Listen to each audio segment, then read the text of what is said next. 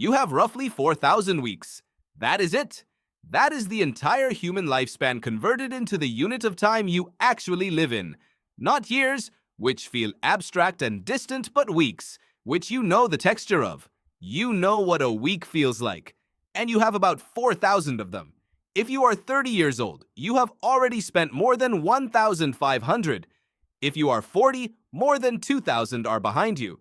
And the number in front of you is smaller than you have ever allowed yourself to think about.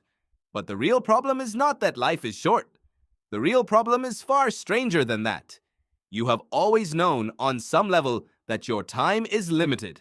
Every birthday reminds you. Every funeral makes it briefly real.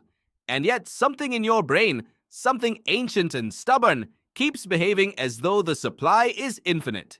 You plan for the future as though the future is guaranteed. You postpone the things that matter as though postponement carries no cost. You fill your days with motion and call it living. And somewhere underneath all of it, there is a quiet voice asking whether any of this is what you actually came here to do. That voice is not weakness. That voice is the most honest thing inside you. The philosopher and Stoic writer Seneca wrote about this nearly 2,000 years ago. He was not writing for historians. He was writing for someone exactly like you. In his essay on the shortness of life, Seneca made a claim that most people find uncomfortable the first time they read it. He said that life is not actually short. Life is long enough. The problem, he said, is that most people waste it. He wrote that we receive life as though it were an inexhaustible resource and spend it accordingly, and then we are shocked when it runs out. Read that again. We receive life as though it were inexhaustible, and we spend it accordingly. Think about what you spent last week on. Not the highlights, the actual texture of it. The hours in front of screens consuming content that you will not remember. The time spent worrying about things that never happened. The mental energy poured into low-stakes conflicts that felt enormous in the moment and meant nothing a month later. Now think about how much of that week was spent on the things you would name if someone asked you what made your life feel meaningful. The honest answer for most people is a very small percentage. This is not a moral failure. It is a design problem. Your brain was not built for a long life of deliberate choices. It was built for survival in an environment where the next meal was uncertain and the next predator was real. The prefrontal cortex, the part of your brain responsible for long-term planning, for imagining future consequences, for connecting today's choices to the life you want, is the newest part of your brain. It is powerful but slow, and it is constantly being overridden by older, faster systems that are excellent at reacting to immediate threats and rewards and completely indifferent to whether your life as a whole is going anywhere meaningful. The psychologist Daniel Kahneman spent decades studying this gap between the experiencing self and the remembering self. He found that what you actually experience moment to moment and what you later judge to have been a good use of your time are remarkably different things. You can spend an entire afternoon on something that felt engaging in the moment and look back on it with a sense of emptiness.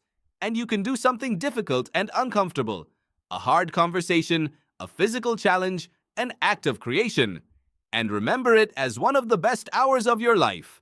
Your brain's bookkeeping system for time is deeply unreliable. Oliver Burkeman, the author of 4,000 Weeks, argues that the central problem of modern life is not a lack of productivity tools or time management systems. It is the refusal to accept limitation.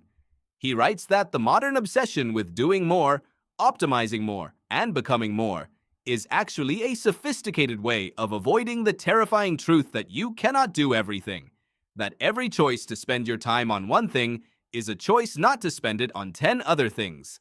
That finitude is not a bug in the human condition. It is the condition itself, and the sooner you stop fighting it, the sooner you can begin to actually live inside it. This is the counterintuitive turn.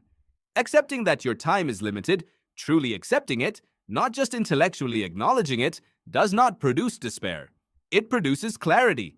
When you stop pretending that the supply is infinite, you stop treating every hour as expendable. You start asking different questions.